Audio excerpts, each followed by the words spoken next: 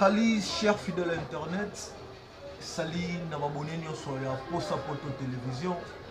Vous êtes belé pour la chaîne vidéo, vous êtes abonné. Vous avez mutu okozwa libaku ya kolanda ngai première fois.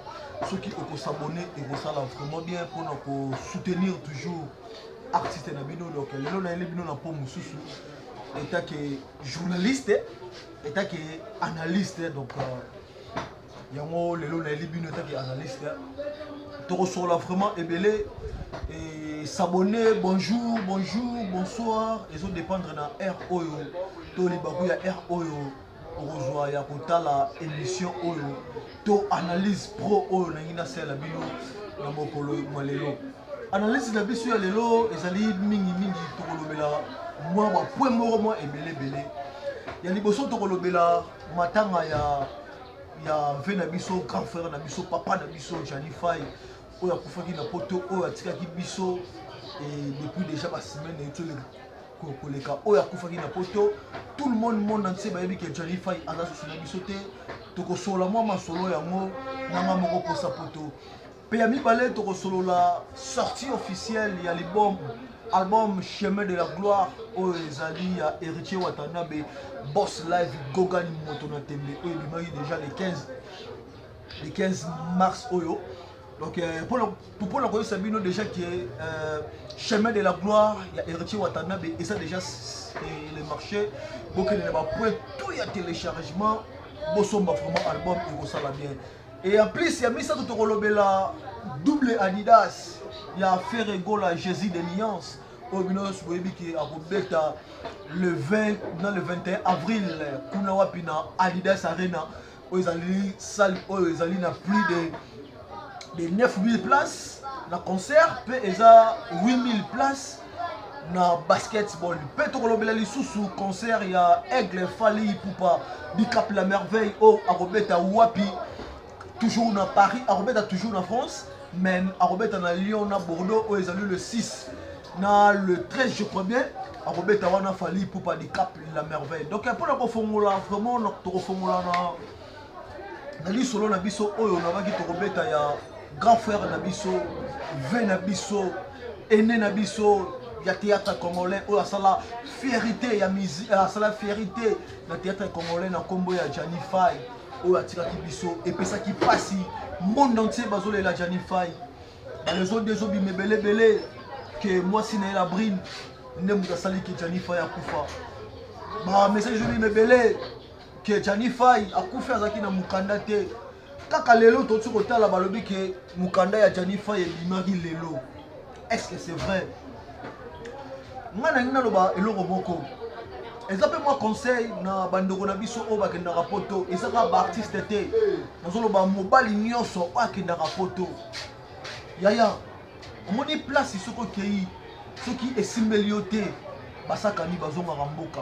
Et lelo soki veut na biso Johnny Faye azongaki peut-être mboka azongaki Congo toki Tchassa angakozala toujours soyez les bienvenus mais ve a continuer qui toujours et quand vous avez na poto bon nzambe muta décidaka nzambe muto pe azwaka tokopesa dans la brine fautité et pour moi on pesa dans la brine fautité et nazo condamner pété bon toriko condamner la brine parce que Johnny Faye azaki mobali na ye biso to akana poto te biso akana Congo et toyoki ba information que la brine a bengana Johnny plusieurs fois na ndako et ba souci wana yango et comme ça qui fait muto attention et surtout biso bataminene to aka mingi toujours attention yango ça comme ma ve na liwa et boye ba que corps il y avait Johnny Faye et on kita kisasa grâce ya bokasi ya maman Denis Nyakiro na profiter na pesa mbote première dame Nabiso ya République démocratique du Congo,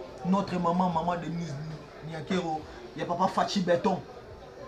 Andimi que la fondation de Denise Nyakero, andimi que corps, il y a artiste Venabiso Johnny Faye et à Kisasa pour que tous les langues à Kisasa. Donc vraiment, les autres là, mawa, les autres là bien, et on comprend vraiment qui est Johnny Faye aujourd'hui. Je pense que tout le monde comprend qui est Johnny Faye. Que l'artiste est Azaki vraiment grand, l'artiste est Azaki vraiment donc bon N'habite dans coquille koloba n'engeni façon. Azaki grand. Paix à son âme, l'artiste Johnny Faye. Moli monoe pe manakimia. Torozelo toujours na Kisasa. Pour que to kundayo. Tous les lions ensemble. Nous les artistes, tous en deuil. Tous les artistes, tous en deuil. En deuil vraiment. Donc, n'habite que Torosolo lango sous Sumbala Sima. Point ya artiste Johnny Faye. Tamu. Bakor ekoya ekosala bien Torosolo lango isusu. Et tout est comme on a sous lobby bandeko. On a vu à Paris, Bazaki sur un mortuel. Vraiment, on peut dire merci Mingi, merci beaucoup aux artistes et tout bas na poto. Merci beaucoup à tous les artistes et au bazar na poto. On sentir que tout ça vraiment en cœur. Toujours les là vraiment Johnny Faye, Bissonio, ça qui plaisir trop. Na mona qui peut ba musicien Bazaki wana, na mona qui peut ba prêtre mususu batumusu Bazaki wana. Vraiment, ils ont l'accès que artiste Zaki grand, artiste. L'artiste ne meurt pas. Johnny Faye, tu resteras toujours dans nos cœurs. Tu seras toujours là-bas, œuvre dans notre toujours là-bas, œuvre dans. Vraiment, père son âme, mon vieux Johnny Faye. Vraiment, merci. Et je pense que tu seras toujours dans ton solo, il y a Johnny Faye. On parle maintenant de la sortie officielle de l'album Chemin de la Gloire. Il y a Héritier Watanabe Boss Live. Je me souviens déjà que l'album est là. Dans un temps, il y a Royoka. Banzembo est dans Kati. Il y a l'album Chemin de la Gloire. Il y a grand frère Nabiso Héritier Watanabe. Ils ont ça la baise. Ils ont y a vraiment. Surtout Nzembo est dans Kati. Maï. Musique est dans Maï. Vraiment, félicitations à l'artiste Héritier Watanabe. Bato mususu naoki bazolobaki oh chemin de la gloire ezo betate ndeko na ngai mais faut ça ka monter maman be pour baki chemin de la gloire ezo betate album 2015 excuse album 2015 le lot aux le 18 3 jours après bazoloba album ezo betate pourquoi il faut que ça album chemin de la gloire tant to pesa mo tant bandeko to longolano ki muter mabe toujours ma vraiment na porte tu que ba Wario ba Spiritas ba Gaulois ba Kofifil banani bazali mais il faut ça la amoureux ya bonne musique naza amoureux ya bonne musique naza ni Gaulois naza ni Wario naza ni Spiritas et naza ni Kofifil naza ni Wazekwakel naza ni Gimiskilin naza ni Dajukilin naza ni Alezado naza ni naza au milieu du village et tant qu'artiste et sous pour ça poto mais je fais seulement na moi analyse na ngai na chaîne na pour ça poto télévision donc chemin de la gloire eza bien eza na banzembo bien ndeko zo vraiment temps ya koyoka album wana yom dola nanga oza partout yoka zo bena temps ya koyoka album Chemin de la Gloire, il y a Héritier Watanabe. Et nabi que banzemba kitoko eza na kati. Nabi que ba chaya bien, surtout nzembo onga mingi na kangi. Maï. Les barreaux eza na kati. Musique na bango maï. Donc les lopela no lo na écouter pour que nous toujours Héritier Watanabe Boss Live. Balobi Gogani Moto na tembe. Merci beaucoup de banzembo kitoko au salé libiso. Merci beaucoup vraiment l'album Chemin de la Gloire. Oyoba tout au zela qui a trop. Et maintenant aujourd'hui Chemin de la Gloire et ça sur les marchés vraiment bandeko ba amoureux à bonne musique. Et tous opéna taille à consommer album wana. Opéna taille à yoka Chemin de la Gloire pour ressentir vraiment que nini o artiste sali, nini o artiste a PC. Na biso ba amoureux à bonne musique. Na lelo moko bandeko na photo ça ba amoureux ya bonne musique. Tous à la amoureux ya bonne musique. Tous à la raté que tous c'est la raté fanatisme té. Ceux qui artistes à ça les locaux bien, il faut se planayer, il faut mettre les maboko que l'artiste tu as fait du bien. Le roi félicitations à Héritier Watanabe Boss Life. Tous toujours là pour le consommer Chemin de la Gloire. La gloire. Na monaki et le remuer pessinga pasi. Ma chroniqueur ba youtubeur. Donc on a vu ce qui veut pas dans lesquels Namoura de la presse va déclarer que Héritier Wata a moi qui va monter. Mes chers frères, bandeko na ngai ba youtubeur est-ce que c'est obligatoire faut héritier wata kwa kayo donc le rôle l'artiste à quoi qui était et comme qui montait mais pourquoi ça les que oza leke oyebana oza moura de la prête oyebana koka c'était que libanga oyo héritier watanabe akobwaka one esalaki esoki nini non boza o boza bandeko na nga pourquoi bolakisaki motu ya mabe toujours donc nga na comprendre que moi jalousie moko bezalaki na kati wana que ah bwaki biso te banini non c'est pas ça boza ba youtubeur les que tu le la faire rigola moura de la presse on a mis na ma théâtre yo mingi basila nga ba belle vie donc et ça li passe comme on a que bozolo ba que héritier bwaki binote banini album eza bien dans héritier bwaki binote ah est-ce que c'est un enfant héritier bwaki bino les gars tu beaucoup la bande na ngai beaucoup la bo changer et au sala bien vraiment double Adidas Arena, double Adidas Arena, double Adidas Arena. Jésus de Niance Ferregola, Mystère Lova Lova. Papa Hervé Nabiso, atie double Adidas Arena. Le 20 dans le 21 avril.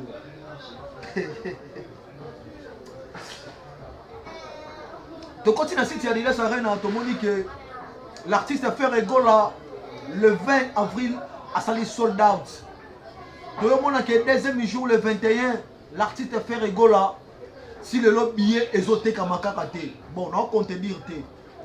Mais ce que n'aura toujours n'avoir. Tu continues à site parce que Internet c'est comme partout. On continue à site Adidas Arena. Sur on continue à Google. On bêtis Adidas Arena. On compte bien sûr faire rigola. Au moins que le 21, papa Hervé ba billet et zo que ne vraiment moukier. Et on a aussi un bagolois. Bosoma babillet ça on les a mouqué tant botoni ça qui premier jour déjà na bossa qui sold out ba 4 jours bossa qui bossi c'est déjà babillet non pourquoi pas bossa la yango susu il y a les 21 aussi ça tous les billets vraiment na benga ba goloa non so ba goloa tout au ba kozwa libaku ya kotala bokende vraiment ko soma babillet na Adidas Arena et on ça là vraiment bien. Moi nungu ezali susu moi nungu o tozo yoka que maison Schengen et pimeli faire égol à Jésus de Nias ba visa n'habite que na confirmer yango dans le but que na confirmer yango dans le but que c'est vrai mais exactement nungu to yoka ba analyste ba sala to yoka kaka j'ai vu à ça dans la maison Schengen. Nabomi kombo na rota matin c'est mon vieux à ça dans la maison Schengen na tout le meilleur ko tout avant la salle analyse na tout nie fait tato yo ka boye walabi petit na ngai Schengen ni eza muninga na yote Schengen essaie en faute la crédible na tout nie c'est ah ve Schengen essaie en faute la crédible maintenant Jésus de Niance faire rigola à sa crédibilité. Est-ce que mon petit, ça reste à vérifier. Bon, et ça va nous bon, je sais pas. On a requis qu'on confirme que je suis de Niance fait rigola, Mystère Lova, papa Hervé Nabiso, la maman Cilia, ma pimélier, ma visa. Bon, n'habitez. C'est juste, nous, auto yoka. Natalaki ndeko na ngai aido bokwala o alobela fali pupa et natalaki bandeko na ngai banani batambwe banani ba demer on parle de ça donc il m'a appelé les gens qui ont vérifié et on m'a dit que ça reste à vérifier donc ba goloa nyonso ba que papa Hervé a un concert pour extraire un mois pour un concert il y a papa Hervé Ezala. L'artiste est 5 fois à sa dernière poteau. L'artiste fait rigoler 5 fois à sa dernière poteau. Mais tu comprends, tout le monde a répété qui awa. Mais moi je vous assure que le concert est bien. Tu as pour ça l'artiste tout va bête. Donc il va golo pour que le son va bien, ma ramboya visa vraiment ça reste à vérifier. Donc ça reste vraiment à vérifier. Donc qui n'ont été confirmé en haut. Donc on a confirmé en haut pénalité. Donc ça reste vraiment à vérifier. Et quant à moi déjà, il a cité le sous na ma solo ya papa Hervé pour la kokende na ko solo la concert ya Fally Ipupa di Cap la merveille. Elle les marabioches, elle des pipo, elle des wall, elle les péchichi, elle mondo, elle les matador. Fally Ipupa di Cap la merveille, aigle. Oyope azana concert na ye mi balé na poto na France. Moko ebeta na Lyon, moko ebeta na Bordeaux.